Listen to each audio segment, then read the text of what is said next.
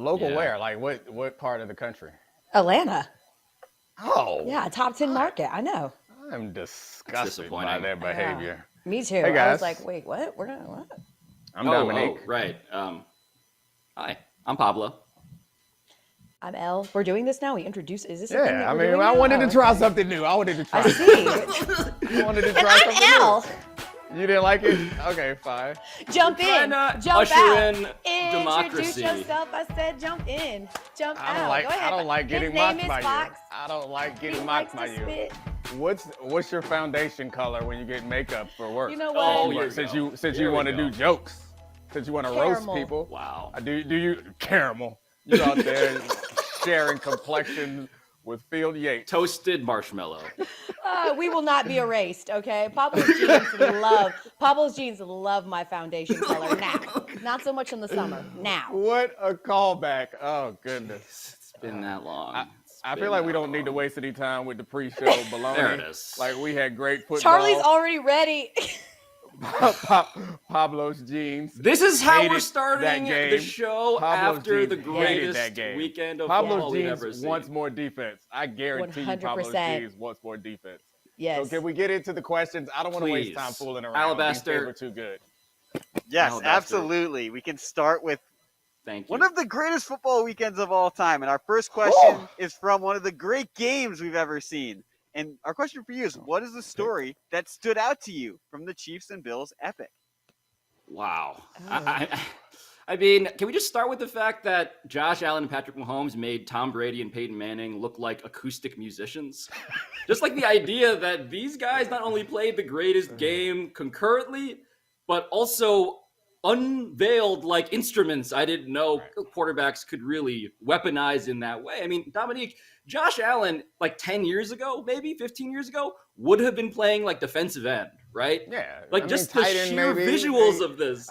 He might have played center, honestly. Like I do think that despite the fact that your genes don't believe in evolution, it became quite clear that the evolution of the quarterback position, like it's reached its final form, and it happened last night. Like I don't think that you can get any better than that. That is whatever peak human is. We saw it last night throwing the football on both sides, and there were 10 to 12 moments in that game that I was thinking, this is incredible. I'm never going to forget it.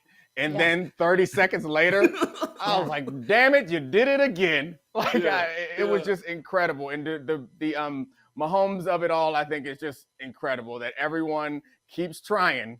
But if you leave anything left on the clock, he is going to make you look silly.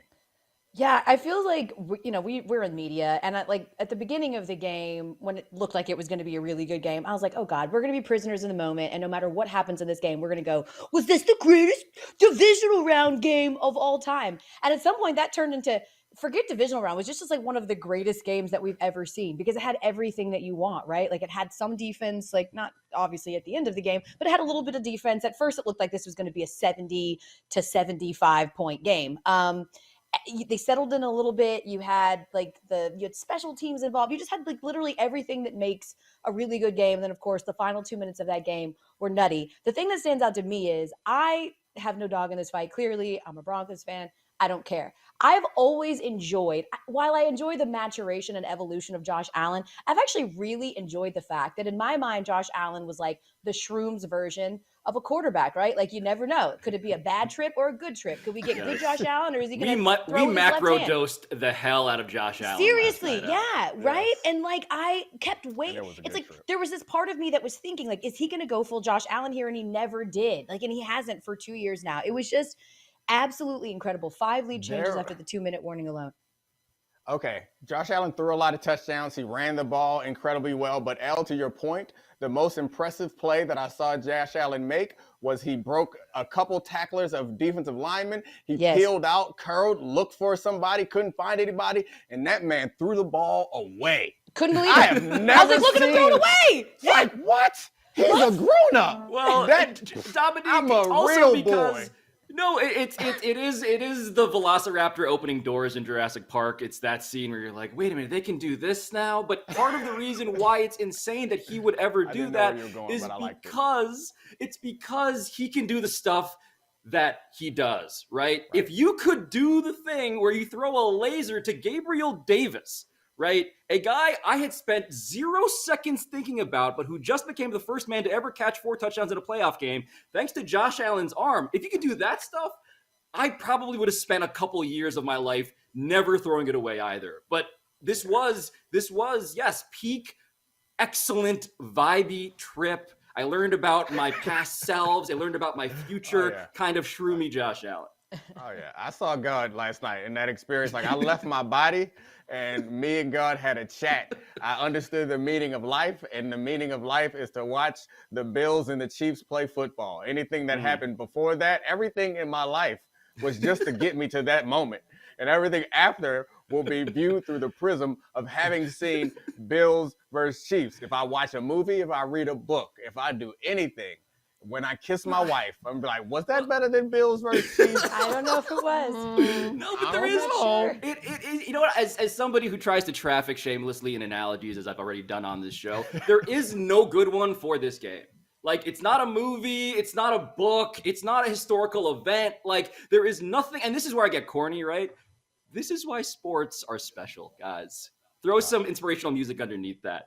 This is why we do it. Yeah. It's to make weird noises that I personally, also as a person who doesn't have any dog in this fight, I made so many weird noises. And I guess at this point, do we make the noises that we made when we realized that a coin toss was going to determine this game? I want to know how you were so excited about that. This is the reason why you showed up today, to make us make noises. That's one of your favorite bits, is to make people make noises. The worldwide leader in noise making is this show in particular. But they come out with a freaking coin. And Domonique, look, I mean, Elle, how do you...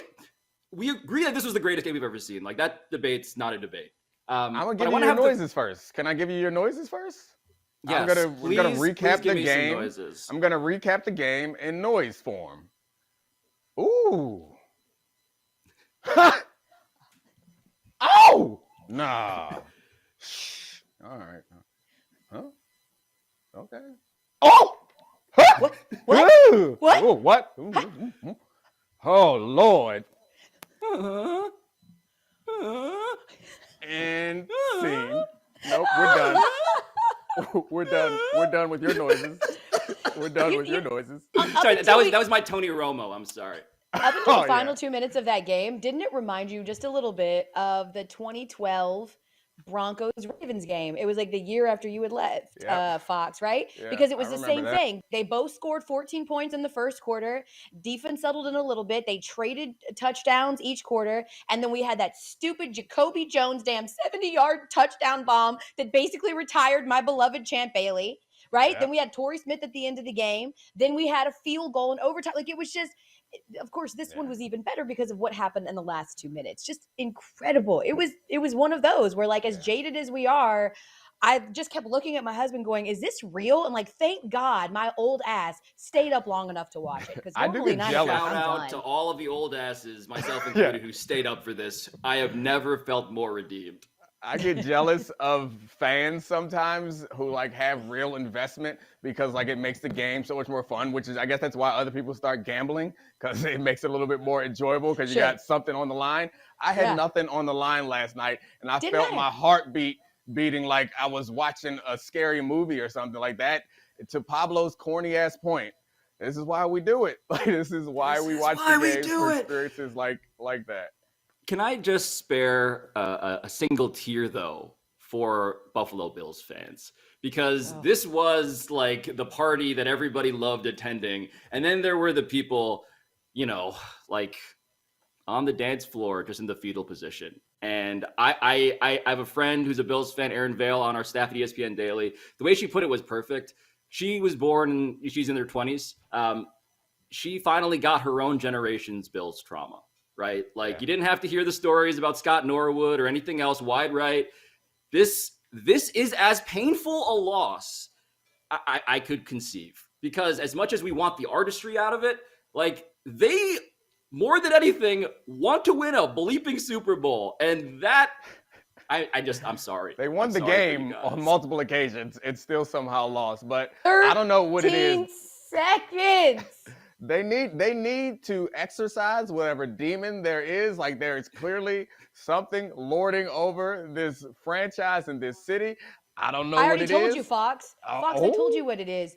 Fox, I told you what it is. Listen, it is not inconceivable that if Chicago can have their stupid Billy Goat and everybody else can have, I told you personally, I thought the curse of Sherman was real. I thought that General Sherman was not done burning down Georgia and that we were still making amends for not only slavery, but because we were the last state in the entire union to say, okay, I guess we will acquiesce and accept that slavery's over. And because of that, we could never win. And you know what? The second they went blue, we started winning championships. And I believe. So wait, that's after, a fair historical right. stakes to put But on listen, this. Pablo, after 4 to 5 minutes of deep diving on the internet, I have discovered that the issue with Buffalo is, what else is Buffalo known for besides Niagara Falls and the Bills, right? Wings. I sent this to Fox yesterday. Wings.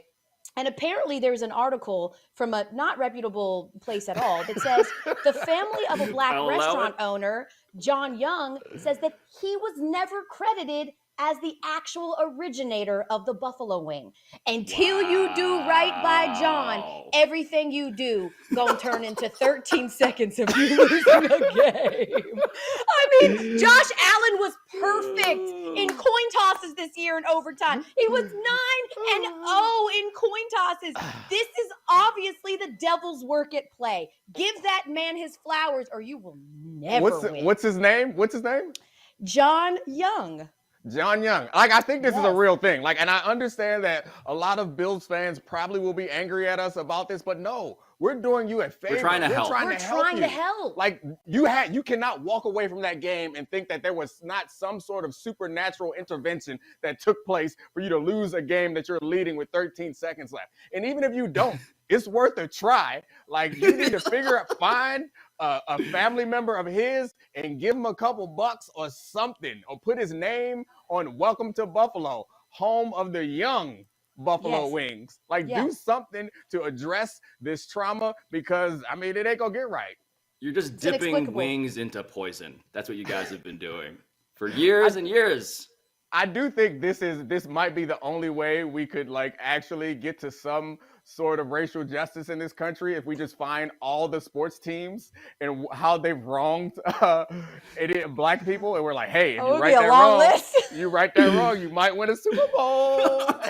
All of a sudden, reparations be coming out. A reparational tour of sports curses. Can you imagine how they were making it rain? I love, by the way, on all descendants of slaves, just so they could get into the big.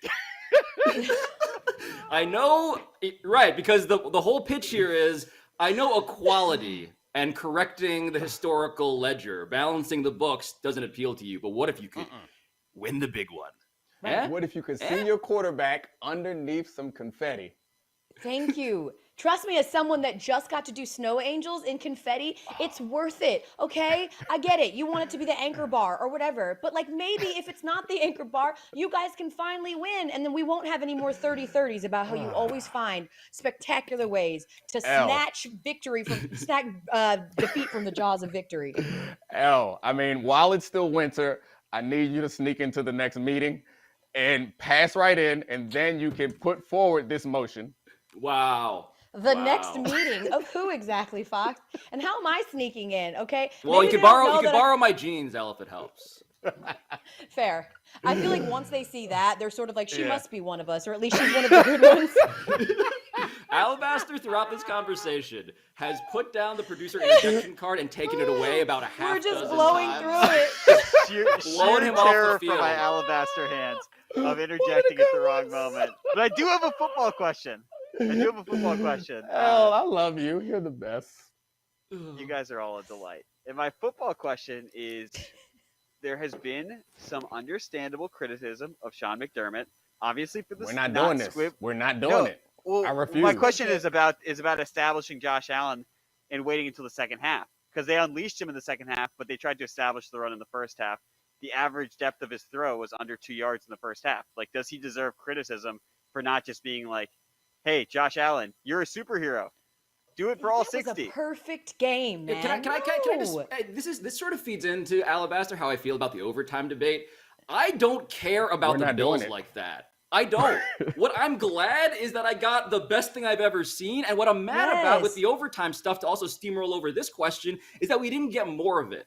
I don't care about the defense aspect of it. Like, oh, the Chiefs. No, I just wanted more. That's all I wanted. And anything that got me less of what I got, I am mad at. And no, I will not respect you despite you putting a card down that asks for the podcast. Yeah, McDermott was not only going against the Chiefs, but he was going against the curse of Young. And I think that whatever decisions he made in the course of that game, are defendable. Speaking of curses, how did Chiefs getting away with this while still calling themselves the Chiefs and doing Very good point. I know. Thank you. For all of you that kept tweeting at me like, how can you support the Braves when they do the tomahawk chop? Meet me with that same energy, okay? Meet me with that same damn energy.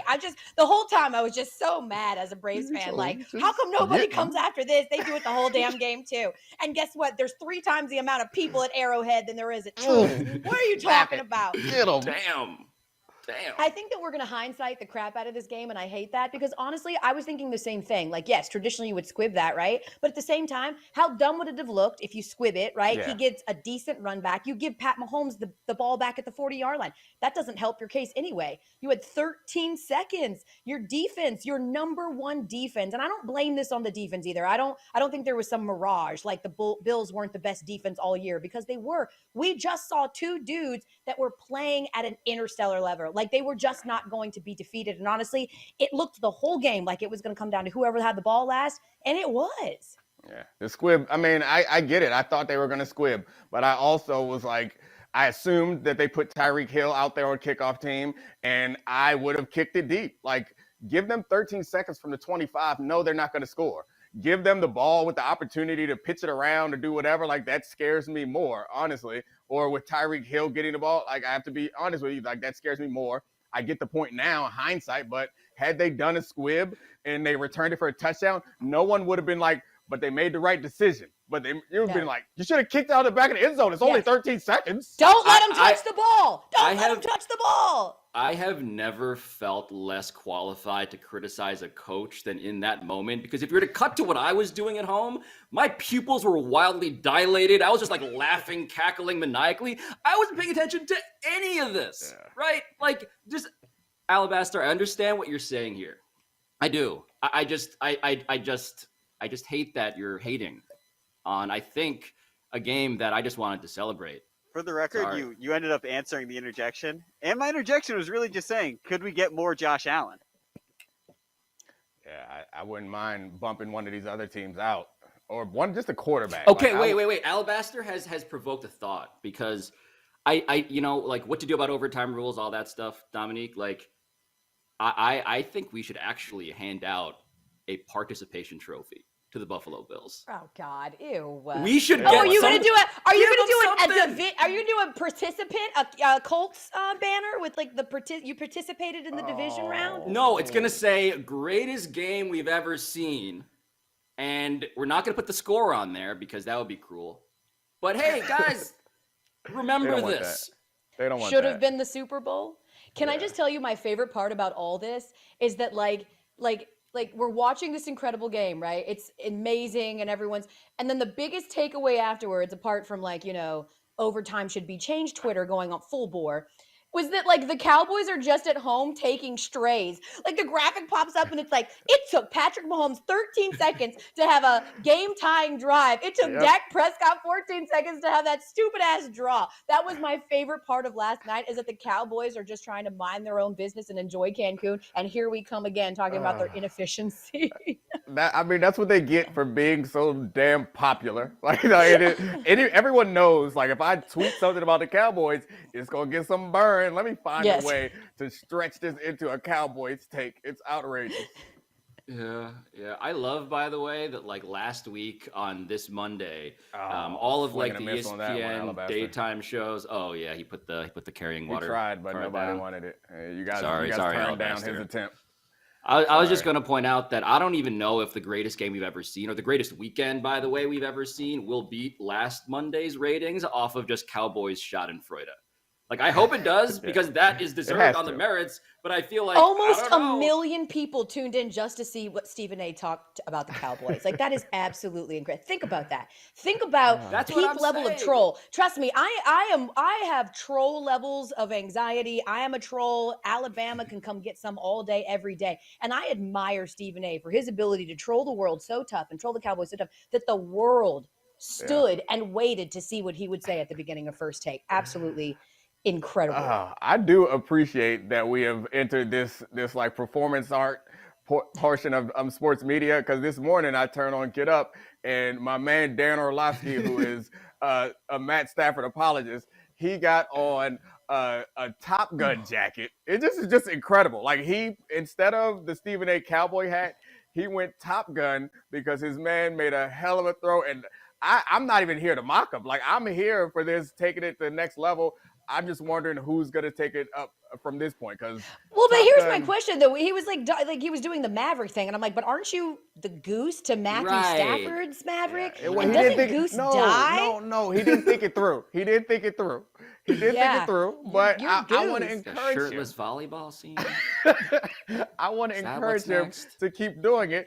I think, Elle, you should text him some notes, but that's a good start. Because if Matt Stafford wins next week, he has to go up another level. And if he loses, I don't know what RC or what Rex is going to do, but someone, you got to troll him. Like, them's the rules. You can't come out here in a Top Gun jacket and expect not to get roasted when your boy loses the following week. Dan is untrollable because he caped as hard as anyone can cape for Carson Wentz for like 5 years. So this man is bulletproof. Like, bring it. There is literally nothing. He is impervious to all trolling. Like, he just kept coming back for more. I was like, Dan, I love you. I don't know why you're willing to die on this hill, but it's all good for us because we're enjoying it. So good for him. He needed a Matthew Stafford. He needed that to happen for him, especially after this year. Oh, goodness. Are we going to do any other football games? I was going to say, dude, like, we forgot the biggest, like, we've had so many good things. Like, there's so much good football that happened. So, Alabaster King, tee something else up. Please. Okay. What do you make of the Rams after they blew a 27-3 lead to Tom Brady, but still managed to win? It was the best possible thing that could happen for them. That's all. Like, it was the best possible thing that could happen for them. They had a kind of a dominating win the week before where they didn't answer any questions about playoff Stafford. This week, it seemed like they were going to do the same thing, but Matt Stafford made one throw. It was incredible, and it changed the way any of us think about him and talk about him going forward. It changed the way everyone on that team thinks about him. I know it sounds like hyperbole, but it's not. He hit that throw, and now the people around him think something different about him because of one pass, because Todd Bowles wanted to get after them, and the defense was not properly prepared. No, I mean, the Cooper Kupp, it was two passes, to be fair, right, consecutively to Cooper Kupp, but like that cover zero, that play in specific, Elle, speaking of like how waiting in the wings were all of the Cowboys memes, I know you're a Broncos fan, but you're from Atlanta. Like, this was obviously, this was a constipation of Falcons gifts that could have been unleashed that Cooper Kupp single-handedly prevented. This is what I'm saying, though. What do you mean, what do we make of it? Let me ask you this. Could you imagine the audacity if Reagan, the little girl who was possessed by the devil in The Exorcist, could you have imagined the audacity if she had looked at the priest when he finally excised that demon, if she had looked at him and said, like, thank you for getting the devil out of me, but like, you scratched my face up a little bit, and I just feel like that wasn't cool. It doesn't matter. He went toe-to-toe with the devil and he won. Like, at the end of the day, it doesn't matter because we saw it coming in real life and in real time again. And no, it was never going to be as bad as 28-3 because, of course, that was for a Super Bowl. But it felt for a while there like this is worse for this one reason. 28-3 was just the Falcons coming out, as Kyle Shanahan tends to do, with an incredibly perfectly scripted first half, right? But they were not necessarily one team was David and one was Goliath. Right. Very clearly yesterday, the Rams were the better team. I mean, the Bucs looked terrible. Their offensive line couldn't have blocked my mother. They looked bad. It was just not a good performance on any way, shape, or form. It was just watching the Rams give it away. When you look at the Falcons in that Super Bowl, should they have run the ball more? Of course they shouldn't have. It was Shanahan getting a little bit too cutesy. We see it with the Niners. But it was just not one team literally saying, oh my God, please take this away from us. And for the Rams, it would have felt like if they had lost that game, that they truly did. 4 turnovers, everything they could have done in their power to give that game away. It was different. They bloodied Tom Brady's beautifully augmented lips. He got his first unsportsmanlike penalty in his career, the first one ever. They pressured Brady how many times, Alabaster? You just had that card down 17 million times, I believe. 17 times, to be precise. The most he's been pressured all season. Domonique, I mean, my takeaway from this game is that I am still extraordinarily scared of the Rams' defensive line and what that allows everything else to happen from there. Yeah, I mean, to be fair to Tampa Bay's offensive line, Elle's mother, really good hand fighter. Like, she may not be the biggest, but, I mean, she's good with the hands. She got a good rip up and under. She can swim them, all that stuff. Yeah. But Long I arm. do think that we talked about this before the playoffs, is there's a couple things. If you can boil down championship teams in, like, modern football to two different things, it's elite quarterback play and pressure with four. Like, you have a chance if you can do one or both of those things. It seems like both of these teams that we just saw go against each other, in the Rams and the Bucs, have both of those things, because Matt Stafford is able to reach elite quarterback play, not as consistently as Tom Brady, but he was able to get there enough in this game. So the pass rush is going to be a problem. But I do recognize that this is another game that feels like it was like there were some supernatural things participating in that game, whereas we're watching it, and I knew the whole time, like, this ain't over. And no matter what happened, Tom Brady got sacked, fumbled, like, nah, we ain't done yet. We ain't done yet. But somehow the Rams were able to fight through that and get past it. And I think that, to the point I was making earlier, this is the best possible outcome for them, is to have had a tough game, a game that they probably should have gone to overtime to figure out, and to still win. Like, another blowout I don't think does as much for them as this game does. Is that because they needed an ego check, Domonique? Is this because they now have had a near-death experience and now appreciate life more? What's your thinking there? It's all about Matt Stafford. They didn't know he could do that. He didn't know he could do that.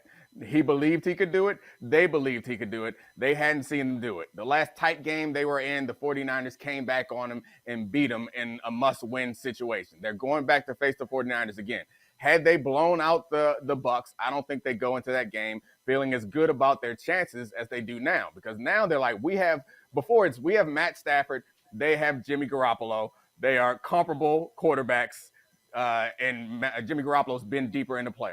Now they're like, we got a guy that can actually put games away, which is the thing that Jimmy Garoppolo cannot do. And we've seen he tried to put games away for the other team in both of the playoff games, and somehow the 49ers like, nah, we're going to drag your body across that beautiful, beautiful face across the finish line, whether you want to be there or not.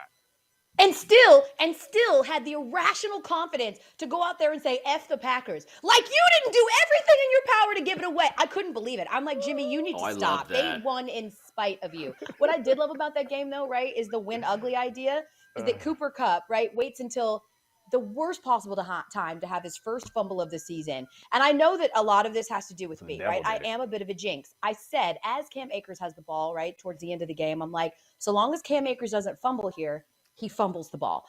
I hate it for Cam, right, because of the two fumbles. Like, he almost single-handedly prevented them from winning that game. I hate it for him that he has to sit on this for a week. I do actually like the fact, though, that Cooper was able to get his vindication on that cover 0. I can't wait for you to weigh in on that, Fox. But that Cam Akers now has a week to stew on this. But they've got to figure that out, because that is completely unacceptable. I do want to go there, though, Fox. I saw you do. Oh, sorry, Pablo. No, I was just going to add on. Alabaster has pointed out helpfully, rarely helpfully, but he's pointed out that the Rams have become the first playoff team with 4 lost fumbles to win a game since the Steelers in 1975. So, yes, crazy. Yeah. Absolutely unreal. So everyone said that if there's a few things that stand out this weekend, right, it'll be 13 seconds and it'll be cover 0, right? So you tell us what you think about Todd Bowles' decision there. Also 9 sacks, Joe Burrow. We'll get to that one later. 9 sacks, yes. Or we may not get to that. We may not have enough and time. We haven't even mentioned Aaron Rodgers' name. That's what I'm saying. I love this football season. There were some hilarious Aaron Rodgers tweets, Lord. man. By the way, I think Rush Lambeau might have been my favorite. Oh, Breitbart star. Here's my favorite. Here's my favorite. Chucker Carlson. Also great. How about this, though? A little spice. Marjorie Taylor Green Bay. Oh, snap. Cover 0. So I do not hate that call in that situation. I like the idea of heating up a quarterback when they're backed up right there. You don't give them a chance to pick them apart, because what happens is like what Mahomes did, where you just sit back in a soft zone and you leave openings. So I like that idea, in part because as a cover guy in that situation, cover zero, you outnumber them. So they don't have another person to block because their quarterback has the ball. So by doing that, you eliminate all intermediate routes. The quarterback can do one of two things: throw it quick or throw it deep. And like when I was in Denver, you might remember, Elle, my rookie year, we did max blitz almost every single down. Every third down, we'd all out blitz. And because we did it so often, we practiced the technique, which is called a flat foot read. You turn your body, you look in at the quarterback, and you stand flat-footed at the snap of the ball, and you see if he throws it or not. If he does not throw it immediately, then you know that it has to be a deep shot. And that was the problem for me. Not only did they have like some coverage mix-ups because they were trying to hold the disguise, which at that point, why are you trying to disguise? You're putting yourself in a tough situation. So the disguise breaks down, and they get over late. But also, Winfield, he does like the read. It's not short. And then he's like bouncing around in this intermediate area where there's not enough time to get that play off. And then Cooper Kupp runs right by him. So it's fair to be critical. You don't want a safety covering the best receiver in that moment. But I actually think that the call was fine. I like that call. The execution, that was a problem. And their defense had many execution issues, not only in this game, but throughout the course of the season. So just quick straw poll to add some weight to just what the Rams pulled off there. Is Cooper Kupp just easily at this point the greatest wide receiver of all time? Yes. It's a one season. Wow. What, you're Steve Largent-Hive? Okay, well, then what are you waiting better? for? Yeah. What are you waiting on? I'm Collinsworth gang. No, I'm a Don Beebe guy. Beebe's my guy. I'm a Broncos fan, so I'm a big Ed McCaffrey. Oh, easy Ed. Should get points for the value of his family tree, too. Was tricking cornerbacks with his complexion for Yes. years and years. That man was just running by corners, and they were like, He is what? so sneaky athletic that he birthed Christian McCaffrey. No, that was a mama. Correct. She was from what I understand, she was an outstanding athlete too. And Christian's athleticism is closer to her soccer athleticism than Daddy's straight line speed. But either way, Cooper Kupp, I'm gonna need two great white seasons.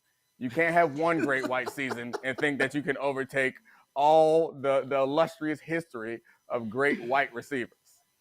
Wow. I feel like we actually like to anoint white people like a lot quicker. Do you remember when Tim Dwight was dubbed the greatest special teams player of all time simply because he had right? And like I remember even Kevin Casper having like 5 minutes where he like ran a couple things back in one season, and they were like, "Is this one of the greatest punt returners of all time?" And the answer was, of course, no.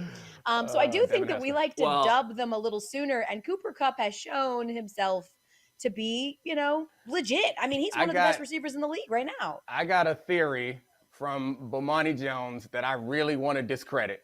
And I'm going to need you guys' help to discredit this theory, but I can't figure out how to do it because the man is right.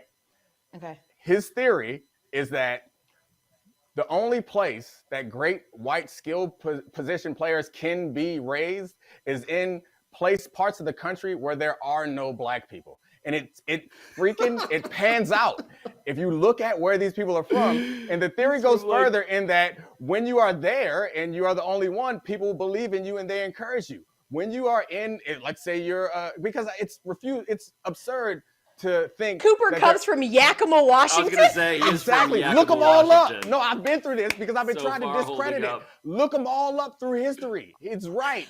And so the theory is because it's crazy to think that in all of Atlanta, there's not like some great athletic white guys, but when they get to their high school team, their coaches don't believe in them. But if you from Yakima, your coach don't have a choice. Your coach don't have a choice, and he puts you out there. Next thing you know, you go to a college because no one believed in you at any of these big schools. So you go to, where did Cooper go? Like Eastern Washington? You go to Eastern Washington, and then again, you are allowed to ball out. God. And next thing you know, you're ball. Like, where's Hunter Renfrow from? Look up where Don Beebe is from. Tim Dwight. Like, it holds, and I hate that it holds. So do you want to know? I just Googled greatest white receivers of all time. Good God. This is where we're at. Ooh. And Who do you think the first 5 names to come up are? Come on, we already know the 2 greatest hits because they played with who they played with. So give me the 2. Wait, white wide receivers? Yes. Come on. I mean, we said Steve Largent, right? He has to be on that list. Yes, no? but I'm talking about 2 people who are always going to have the association to the guy. Wes Welker, Julian Edelman. Yeah. There we go. Okay, so we've got Remember those the time 2. Wes Welker took MDMA allegedly at the Kentucky Derby? Speaking of pupils dilating, that was Jesus. awesome. Steve Largent's on there. Oh, we've got another one. Also played with Chucker Carlson. Oh, Jordy. Oh, Jordy. We've got Jordy on this list. Hey, Elle, I have to be honest. I don't like this game. This game isn't very fun. Guess my white receiver. Guess the white receiver. I gotta be honest. We were having a good time. The show's coasted along, and you brought us to a screeching halt with this horrible trivia game. Let's talk about another Wes game. Welker's from Oklahoma City. I have to do some demographic dives into that. Alabaster, let's get to a game. I think. Sorry, no, we have more football. I just wanted to put down the white whodunit card because it seemed to. Oh, well played. Thank you. Played. Appreciate you, buddy. Good man. All right. The music. Now we can talk about the Packers and Aaron Rodgers. And our question is, do you hang that loss on him? I mean, he was bad, right? Like, if you're the MVP of the league, unless you're canceled before you can get it by vote, I feel like 10 points isn't enough. And I feel like this was a game that could have been won if you didn't target Devontae Adams and Aaron Jones 21 out of the 29 times you targeted your receivers. Again, he's as great a quarterback, short of the guys that we just elevated to the level of extraterrestrial immortal. But a 19.3 QBR is the worst of Aaron Rodgers' playoff career. So I feel comfortable saying that, he was part of the problem. Tom Brady was one blown coverage away from winning more playoff games in the NFC than Aaron Rodgers. That should tell you everything that you need to know. Can we stop making it about what Aaron Rodgers didn't do, though, and make it about what DeMeco Ryans did do? Because shout out to him for illustrating he called an absolutely perfect game. This is a Niners team that has owned the Packers in the playoffs. They're now 0-4. This isn't just, this is a bad day. They seem to know him, and they know him very well. I thought he orchestrated an absolute masterpiece. And to everyone point that are on the internet saying, well, the dude in LA, the Chargers coach, right, Brandon Staley, he only was a coordinator for 1 year, and he was able to get a head coaching job because they were able to envision that he was a mastermind and see what he could do. Tell me why the same couldn't be said for DeMeco after what we've seen from him, because to your point, Jimmy Garoppolo tried everything he could to give that game away. Yeah, and back-to-back weeks, DeMeco was outstanding. As much as we love Kyle Shanahan and we want to big up his offensive acumen, that wasn't the deciding factor in either of these last games. I think the way the defense played was the deciding factor, and it's not a defense that is full strength. They got lots of issues in the secondary, and somehow you have issues in the secondary. You go against 2 of the better quarterbacks in football, and one is probably going to get the MVP and not get exploited, in part because you have a lot of talent up front, but you're making the right decisions. You coach them up. You put them in the perfect situations. As we saw, the way that a comparable talented quarterback in Patrick Mahomes ripped up what we thought was the best passing defense in football, somehow Ryans is able to pull it off with a defense that has a lot more flaws in it. So, yeah, I think you're right. And DeMeco also was Defensive Rookie of the Year, I think, and All-Pro, many Pro Bowls. So, he's comfortable in the locker room. So I certainly think he should be involved in these conversations going forward, but he's black. There is that. Counterpoint. There's that one little thing. He is black. Yeah. I like the idea of the search firm going to the owner and just going down a list of these credentials, like this guy's awesome, blah, blah, blah, blah, blah, blah, blah, pro. And then come in with the hammer, just slide a picture across the table, and they're like, there's that. He can't even get away with it with his name, right? Eric Bieniemy could fool some people, right? You don't really know, right? But DeMeco, you have a good idea that he does not look like our Alabaster King here. That's right. It's hey, you might want an excellent defense, but how do you feel about potentially being put into awkward DAP situations? Yeah. Ooh. Uncomfortable for me as a billionaire. I don't want that. Uncomfortable. Oh, Jesus. Aaron Rodgers now 11-10 in his career in the playoffs. Okay, so here comes the inevitable question that you're all going to have to answer all week, so I'll just ask you. Do it. Is he going to come back to the Packers, and do you care? If you're the Packers, legit, do you say, Great. You keep getting personal accolades. He's going to get MVP again. And like, I understand, like, it sounds insane to say to yourself, like, passing on Aaron Rodgers, but it doesn't result in wins. I mean, they don't win any Super Bowl. If someone would have told you Aaron Rodgers' career would have ended with one Super Bowl, would you have believed them? A decade ago. Similar, right? It's similar to Brett Favre, right? He gets to the Super Bowl twice right away, wins one of them. We're thinking like he's going to have a long history of winning championships, and it never happened. No, I mean, here's Domonique is, what's wrong? You're losing juice, battery juice. Oh, no, I'm good. Just keep going, man. It was just a little hiccup. I'm trying to figure out, like, is your cat running around? Like, what's happening? We're full transparency on debatable. Okay. I'm full transparency. Fidgeting. I would like to have Aaron Rodgers back if I were a Packers fan, because as many as his shortcomings as he's had, like, he still is a really great quarterback. He has won a Super Bowl, and even though he stinks against the 49ers in the playoffs, what are you going to do? You want to give Jordan Love that thing? We've seen that experiment, and it don't look good. But I don't know that Aaron wants to come back. Well, that's this thing. So, Alabaster, put down that Aaron Rodgers quote again, because this was the quote of the night after, by the way, again, Twitter just avalanched this man in a way that was so staggeringly unanimous. You know, like, Twitter's a terrible place, but that was beautiful to see, just on the level of like, wow, we can be uniters and not dividers by clearly dividing. So he said, quote, "I don't want to be part of a rebuild. I'm going to keep playing. So a lot of decisions in the next couple months." That's the quote. And your boy, Lil Goody, Domonique, like, the situation that Lil Goody has this offseason is different from last offseason, right? Like, before last offseason, it was plausible that Aaron Rodgers was the hero and the Packers front office, they were the incompetent villains. Now it seems like all of this has changed. Goody Man did his thing. Like, what more could you want from a roster than what they have? Like, seriously, the defense has underperformed, but it's not because they have a lack of talent. Lil Goody hooked them up on defense. He got enough receivers and playmakers. He went and got A.J. Dillon, and all of us were like, what are you doing? And then midway through the season, they won a game, all because A.J. Dillon's big thighs can't be taken down. Got a great left tackle who was injured this week, but normally the whole offensive line is pretty outstanding. I'm not sure what else you could ask for Goody Man. No. And now the salary cap, obviously, Elle. Like, look, how to balance the books. Can they even afford Aaron Rodgers without losing all the other things that Goody Man has just assembled? I think it seems like it's very unlikely, Alabaster, that, like, yeah, Aaron Rodgers will be back for reasons that have to do with just, like, how do you afford all of this stuff while being plausibly good? So can I just say, no matter what happens to his future, has anybody through the course of a year become so incredibly unlikable like Aaron Rodgers has? It's as if I don't understand. I mean, listen, I think most of the people that were sort of in the business or at least run in these circles know that maybe Aaron Rodgers isn't like the Boy Scout, nice guy that we all like to believe our quarterbacks are, right? Like, you know, helping old ladies across the street and stuff like that. I think there's probably plenty of people that will tell you there's an undercurrent of narcissism and things like that. But it's as if he is just on a one-man mission to destroy his reputation. He's like, what's a Q rating? I'm going to burn that with a blowtorch. Well, I mean, the question, Domonique, the question is, like, what's his base now, right? Because that's that's the point. I think it was a conscious decision. He was like, all right, it's clear that I can only be but so revered in this circle because there are other people competing for this spot. You know where I can go and be the king? I'll be the only one over here. And then he's going to, like, launch a podcast when he retires and probably run for office in Wisconsin at some point. Like, he has clearly made a conscious decision.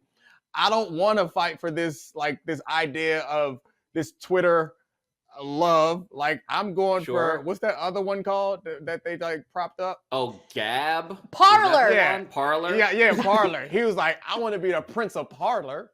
Is that a Prince of Persia joke?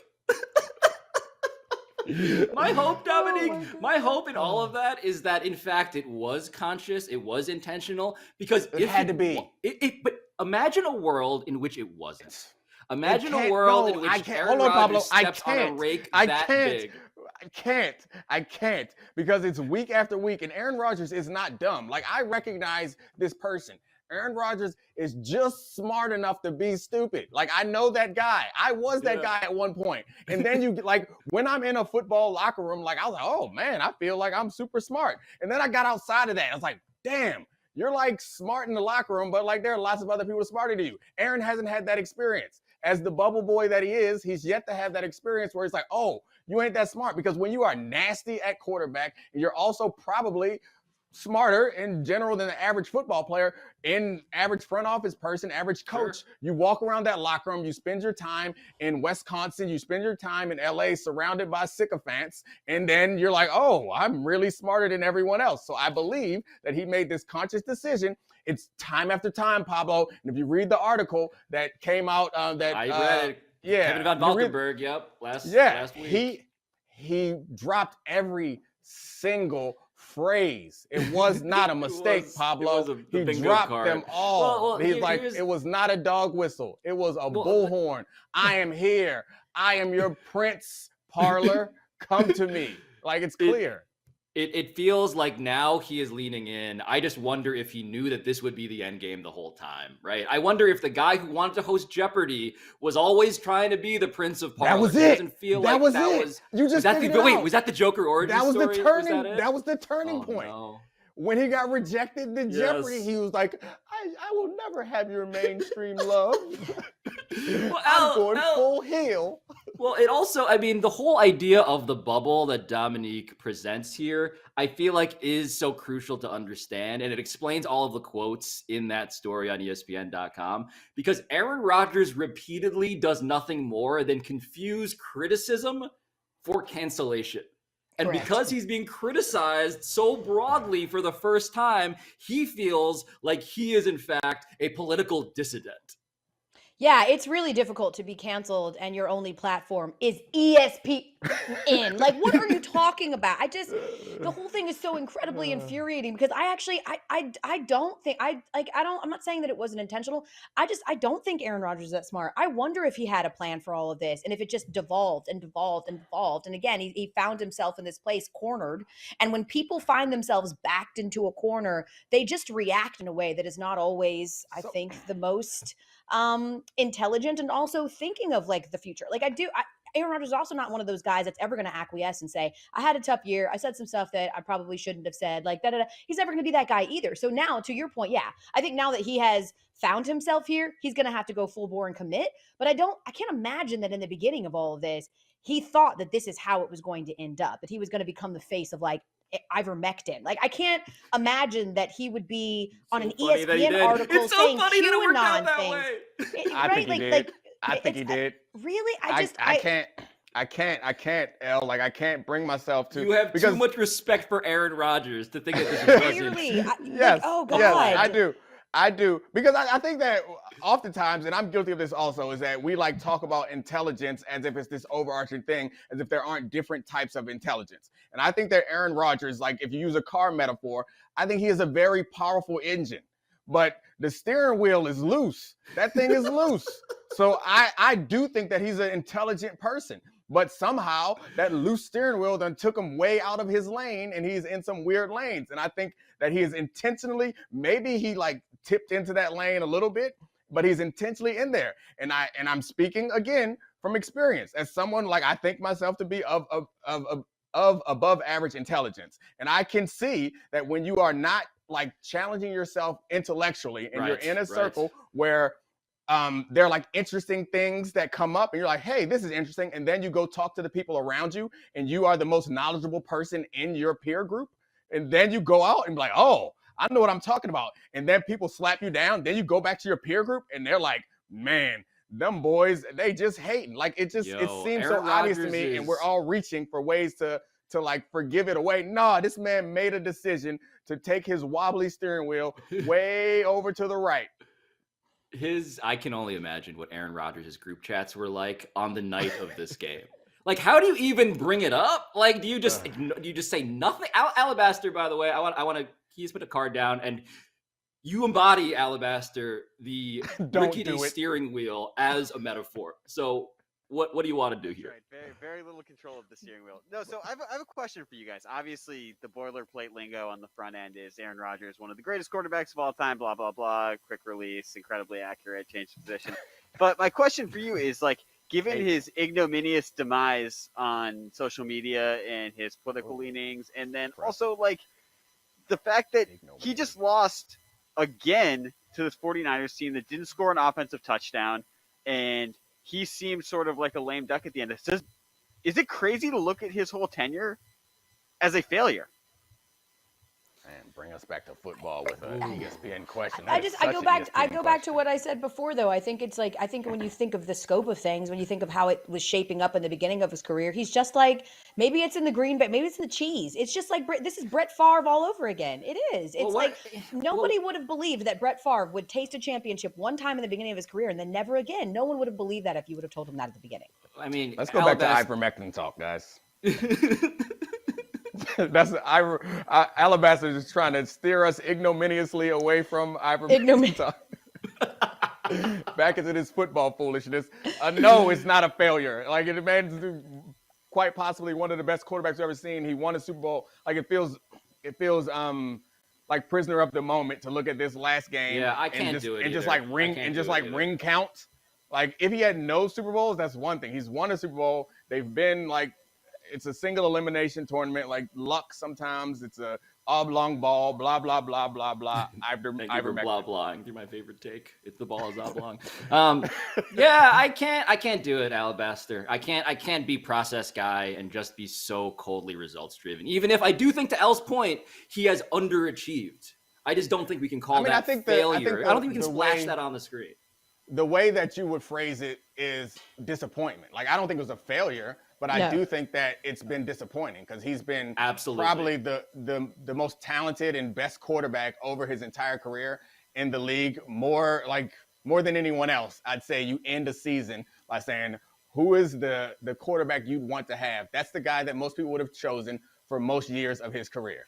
And to have only one Super Bowl, and he wasn't failed by the rosters in any way. Like, yes, that's a disappointment, but I wouldn't say it was a failure because they did get that one Super Bowl, and there are franchises that still don't have none. Yeah. Phrasing that question because they've got to make reparations on the wings. That's exactly. Why. That's it. Yeah. Get my man Young his reparations, and we might consider my favorite like social justice moment in these playoffs is that they made Arizona play on Martin Luther King Day. That just made me so joyous. And then they got thrashed. Just mollywopped. By the way, I used that term on SportsCenter a few weeks ago, and all of my producers were like, "I'm sorry, what was that again?" I was like, "You've never heard of the term mollywop?" That's what Wes Welker took at the Kentucky Derby. Yeah. Is mollywop a black thing? Is it? Pablo, you've heard of mollywop. I've heard of it, but I do work with a lot of black people, so it's hard to tell the etymology now that I think about it. So Pablo's like, I do like to traffic very much in black culture, so it could just be that it's part of my lexicon. I am an ally, so it's just hard for me to tell due to my allyship. I banned Pablo from using black culture references 2 weeks ago because Deebo Samuel was out there making plays, and this fool made a Britney Spears reference. There's a mind control quote. Oh, no. There was a Friday reference sitting right there. Yeah. I got mind control over Deebo, and then he started singing. I referred to me also being fascinated by the mind control of Britney Spears and her conservatorship, which apparently wasn't black enough. No, it's not. Did I mean blacker? You just got put on probation. I mean, when you jump over a Friday Deebo reference for Britney Spears, you got to serve a couple weeks before you can make any more hip hop or black culture references. You're not banned. Yeah, you're punished. But fair. Sadly, we are forgiving people. We are forgiving people. We'll welcome you back, Pablo, but we're not going to let you go without making it clear where you messed up. Look at Pablo with the mafia. Looking good though. Fantastic. The shirt off, definitely really. All right, guys, time for any more games? Yeah, you want to talk? We have. There were more games. Oh, right, there was. To talk that about that game. last game. All right, give it to me. me. The Bengals. Joe Burrow got sacked 9 times and they still won. And our question is, how should the plucky Bengals feel after their performance this weekend? I hope they don't feel like I feel about this, which is like, I hope you guys enjoyed this run because it's about to end. Like, I am sorry. Like, there is no team more obviously in the rearview mirror for me than the Cincinnati Bengals right now. I think that at least my guy Eli Apple, he is enjoying his moment, and I think You that the loved Bengals this. You as loved a him whole in this. should enjoy this moment, because after what we just saw from Patrick Mahomes in the Chiefs, I think next week's going to be scary. No, Eli making that big play at the end of the game was outstanding. I love that. But then he went on a diatribe on Twitter where he's just roasting the fan bases of previous teams that he played for. And I love that. I love the bravado of a fresh winner. I love the bravado of a fresh winner that ain't never won nothing. New money is the best, bruh. Bravado of new money is the best. Wow, here's a quote from Eli Apple 11 hours ago. Quote, New Orleans is the dirtiest, smelliest city and has the worst food ever. Crying emoji. It's that swine and crawfish that's killing y'all brains. That's strong. That's a strong offensive move. You didn't even know this was happening. I didn't know that until right now. He was roasting New York too at some point. Eli is he is living on this tip ball, and I'm for it. I'm not mad at him. Elle, you're right. Like, new money is something special. It's amazing. You know what I love? This Bengals team reminds me. A few weeks back, I hosted like a welcome reception for the Celebration Bowl, right? So it's all of these like college kids ranging in age from 18 to 22 years old, right? I am somebody's mama 2 times over. And they came in there with sort of some of them with the irrational confidence of thinking that they could actually like holler at me, right? Like there was a couple of them that were like, some of them you could see were just putting feelers out, but then a couple of them were like, really being very mannish. And I was like, I respect your mannishness. And because you're being so mannish, I'll tell you what I do. I'll pretend to follow you on Instagram. I'm going to unfollow you as soon as we leave here. But at right now, in front of your friends, I'm going to follow you. And so that at the very least, they can go, you got her to follow you. And it sort of feels like that's the Bengals. Like they know what's coming. But right now, they're just shooting their best shot at the old lady they see on TV. Like stranger things have happened, Yeah. You got to shoot that shot. And you didn't treat them mannish. You still treated them like boys. Like I did. I was like, if it was a man, you'd be like, man, get up out of here. But a boy, right? I would have been like, get your ass away. I'll follow you, and then I'll let you have your little moment in the sun, and then I'll unfollow you immediately. I'm married. Right after children. the game. Veteran savvy. By the way, you think I'm gonna throw this all away for your little college? Right. I'm like, no, that's not even. No, boy, stop. Wow, Eli Apple. But it's cute, and it makes your friends think that you're cool, and that's fine. I'm gonna play along. Did you appreciate it at all? Like the first one that did it make you feel? Because like I feel like I can count on my hand the number of times that someone has like shown interest in me, like in the last 10 years. Like it's no more than like 3 to 5 times, and every time feels like I win the Super Bowl. Like it feels like I just came back from I just came back with 13 seconds on the clock. Yes. Like I remember it was like 4 years ago. You remember exactly? Oh yeah. No. I remember every time. Okay, tell the story.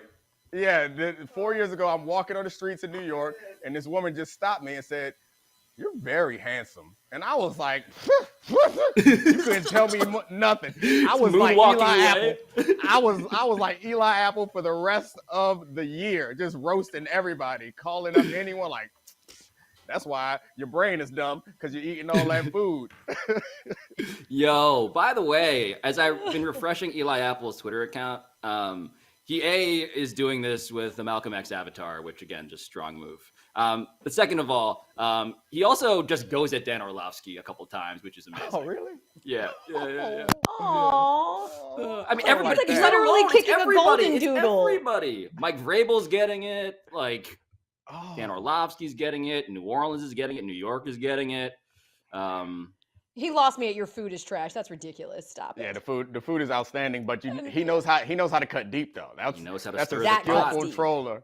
Because he knows that's what they're proud of. It's like, bounce music is trash. Like, what else could he have said? Right. to all really your shoes smell like horse crap. Juvenile can't spit. Lil Wayne is overrated. I don't know. What else? I can't chime in on this conversation due to my probation, but I'm gonna nod. Yeah. I would consider lifting the probation, but I actually think right now you like having the probation there because it will not expose that you can't access it. Yeah, you can't name anybody outside of juvenile. No, and you know what? cash You know what? money. I would say all that the low-hanging fruit. this probation is a little unfair. I was born on the same day as Lil Wayne. Oh, here we go. And the 9/27. Yes, thank you. And the Alabaster. fact you still say Lil Wayne tells me why you should be Little. muted. It's just Wayne. It's You just and Wayne. Kyle- you and Kyle Shanahan are big Little Wayne fans. Little Wayne. So, He's like, Alabaster. I know that Birdman and Baby are the same person. I'm gonna nod in You think you probationary can pick assent. Slim out? You can pick out Slim? Zero chance.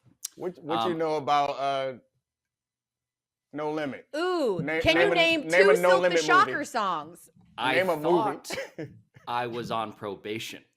Okay. Do you All right, not you're right, believe in you're the right. rule of law? By the way, during this, Alabaster, again, I didn't want to call on him, even though I put the card down, because the worst thing to do in my particular situation right now was to ask for Alabaster to help. And then he took the card away. And now I don't know what's happening. Save me. No, you're on probation. You're on probation. Stay on Thank you. probation.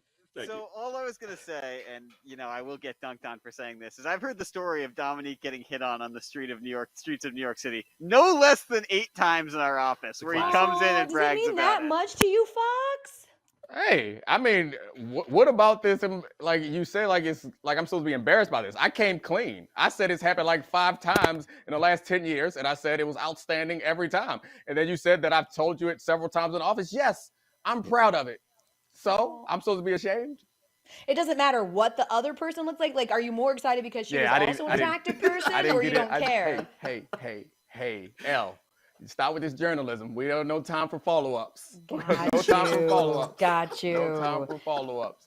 Your Facts better of- half is right. Okay. Facts. Yeah, I mean, I have lots of skills and talents and Yeah. bring lots to a relationship. That's what they say. And You know what? in this This is relationship, spoken like I'm not the someone who attractive doesn't one. It's have fine. people send nasty pics of their you-know-what to their DM all the time. Yeah, So this no, is- you would this think that is- was a big deal. Being Women, a on the other man, hand, Elle, being a man It's is very awesome. hard. Like it's what? yeah, you guys have it really difficult. You're probably being replaced and canceled. It sucks. I want to retract know. that previous statement from the record because in the Toxic deposition it's going to sound femininity, real right? terrible. It's a phrase for in a context. I reason. was not Toxic referring to that. femininity. You know. Yeah. Real thing. Yeah.